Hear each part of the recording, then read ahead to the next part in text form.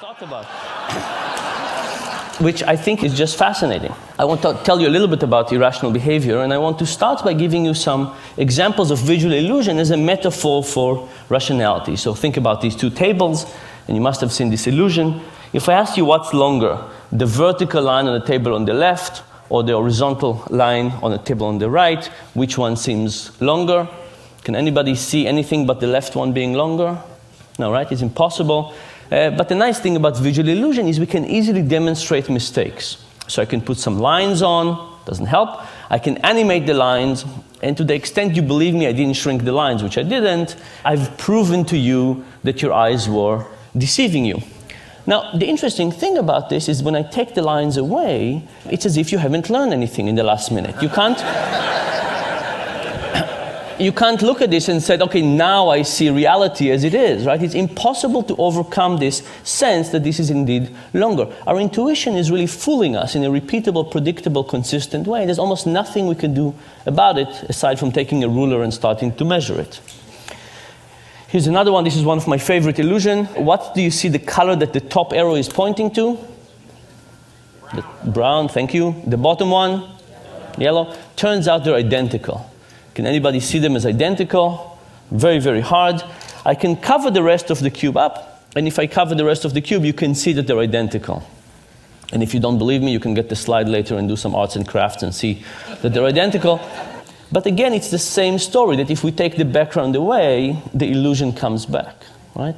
There's no way for us not to see this illusion. I guess maybe if you're colorblind, I don't think you can see that. I want you to think about illusion as a metaphor. You know, vision is one of the best things we do. We have a huge part of our brain dedicated to vision, bigger than dedicated to anything else. We do more vision, more hours of the day than we do anything else. And we're evolutionarily designed to do vision. And if we have these predictable, repeatable mistakes in vision, in which we're so good at, what's the chance that we don't make even more mistakes in something we're not as good at? For example, financial decision making. Something we don't have an evolutionary reason to do, we don't have a specialized part of the brain, and we don't do that many hours of the day. And the argument is that on those cases, it might be the issue that we actually make many more mistakes. And worse, not have an easy way to see them. Because in visual illusions, we could easily demonstrate the mistakes. In cognitive illusion, it's much, much harder to demonstrate to people the mistakes. So I want to show you some cognitive illusion, or decision-making illusion in the same way. This is one of my favorite plots in social sciences. It's from a paper by Johnson and Goldstein. And it basically shows the percentage of people who indicate that they would be interested in giving their organs to donation. And these are different countries in Europe, and you basically see two types of countries. Countries on the right that seems to be giving a lot, and countries on the left that seems to be giving very little, or much less. The question is why? Why do some countries give a lot and some countries give a little? When you ask people this question, they usually think that it has to be something about culture, right? How much do you care about people? Giving your organs to somebody else is probably about how much you care about society, how linked you are. Or maybe it is about religion. But if you look at this plot, you could see that countries that we think about as very similar actually exhibit very different behavior. For example, Sweden is all the way on the right, and Denmark, that we think is culturally very similar, is all the way on the left.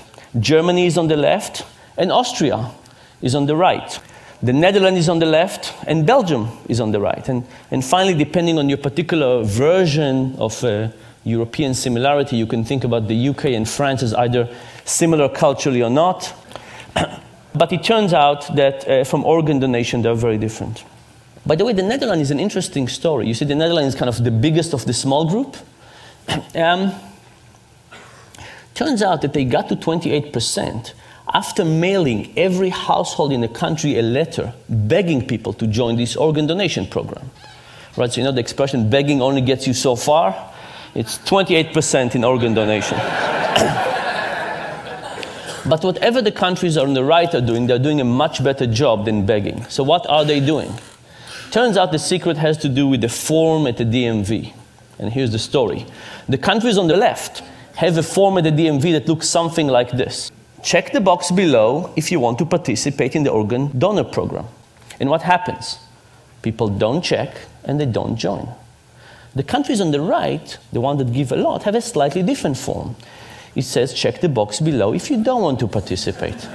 Interestingly enough, when people get this, they again don't check, but now they join the program. Now, think about what this means. You know, we wake up in the morning and we feel we make decisions. We wake up in the morning and we open the closet and we feel that we decide what to wear, and we open the refrigerator and we feel that we decide what to eat.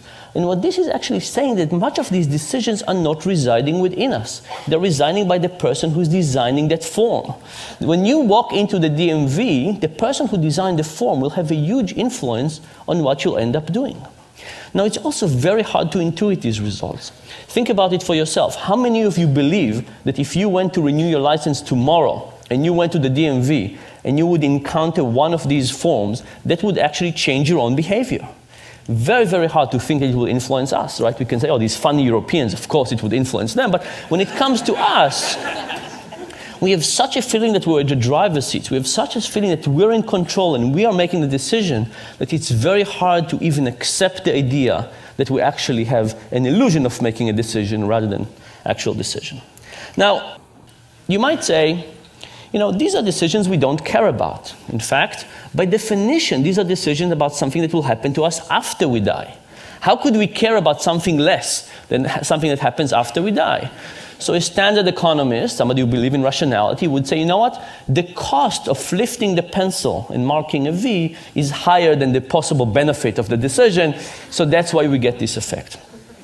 But in fact, it's not because it's easy, it's not because it's trivial, it's not because we don't care, it's the opposite.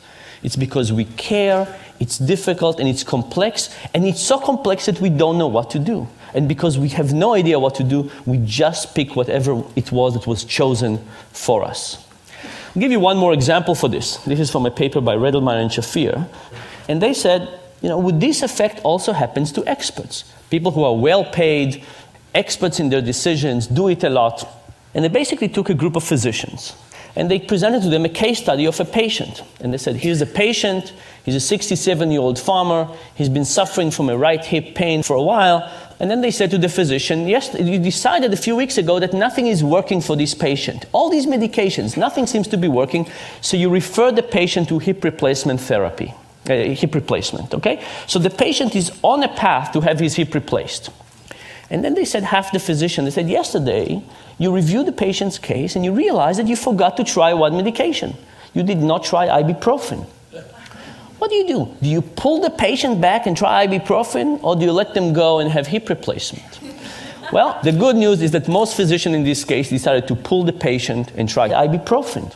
Very good for the physicians. The other group of the physicians, they said, yesterday when you reviewed the case, you discovered there were two medications didn't try out yet, ibuprofen and piroxicam. They said, your two medications didn't try out yet. What do? You let them go, or you pull them back. And if you pull them back, do you try ibuprofen or piroxicam? Which one? Now, think of it. This decision makes it as easy to let the patient continue with hip replacement, but pulling them back all of a sudden becomes more complex. There's one more decision. What happens now? Majority of the physicians now choose to let the patient go to hip replacement. I hope this worries you, by the way, when you go to see your physician. The thing is that no physician would ever say piroxicam, ibuprofen, hip replacement, let's go for hip replacement. But the moment you set this as the default, it has a huge power on whatever people end up doing. I'll give you a couple of more examples of irrational decision making. Imagine I give you a choice. Do you want to go for a weekend to Rome, all expenses paid, hotel, transportation, food, breakfast, a continental breakfast, everything, or a weekend in Paris? Now, weekend in Paris, weekend in Rome, these are different things. They have different food, different culture, different art. Now, imagine I added a choice to the set that nobody wanted. Imagine I said a weekend in Rome, a weekend in Paris, or having your car stolen. Now, it's a funny idea, because why would having your car stolen in this set influence anything? But what if the option to have your car stolen was not exactly like this? What if it was a trip to Rome, all expenses paid, transportation, breakfast, but doesn't include coffee in the morning? If you want coffee, you have to pay for it yourself. It's €2.50. Now, in some ways, given that you can have Rome with coffee, why would you possibly want Rome without coffee? It's like having your car stolen. It's an inferior option. But guess what happened? The moment you add Rome without coffee, Rome with coffee become more popular, and people choose it. The fact that you have Rome without coffee makes Rome with coffee look superior, and not just to Rome without coffee, even superior to Paris. Here are two examples of this principle. This was an ad from The Economist a few years ago that gave us three choices. An online subscription for $59, a print subscription for $125, or you could get both for $125. Now, I looked at this and I called up The Economist and I tried to figure out what were they thinking. And they passed me from one person to another, until eventually I got to a person who was in charge of the website, and I called them up, and they went to check what was going on, and the next thing I know, the ad is gone, and no explanation. So I decided to do the experiment that I would have loved The Economist to do with me. I took this and I gave it to 100 MIT students. I said, what would you choose? And these are the market share. Most people wanted the combo deal. Thankfully, nobody wanted the dominated options. It means our students can read. But now, if you have an option that nobody wants, you would take it off, right? So I printed another version of this when I eliminated the middle option, and I gave it to another 100 students. Here's what happens. Now the most popular option became the least popular, and the least popular became the most popular. What was happening is that option that was useless in the middle was useless in a sense that nobody wanted it. But it wasn't useless in the sense that it helped people figure out what they wanted. In fact, relative to the option in the middle, which was get only the print for $125, the print and web for $125 looked like a fantastic deal. And as a consequence, people chose it. The general idea here, by the way, is that we actually don't know our preferences that well. And because we don't know our preferences that well, we're susceptible to all of these influences from the external forces, the defaults, the particular options that are presented to us, and so on. One more example of this. People believe that when we deal with physical attraction, we see somebody and we know immediately whether we like them or not, attracted or not. This is why we have these 4-minute dates. So I decided to do this experiment with people. I'll show you graphic images of people, not real people. The experiment was with people.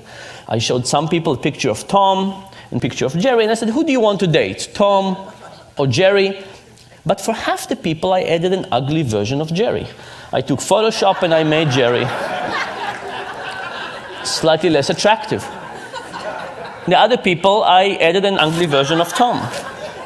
And the question was, will ugly Jerry and ugly Tom help the respective more attractive brothers? And the answer was absolutely yes. When ugly Jerry was around, Jerry was popular. When ugly Tom was around, Tom was popular. This, of course, has two very clear implications for life in general. If you ever go bar hopping, who do you want to take with you?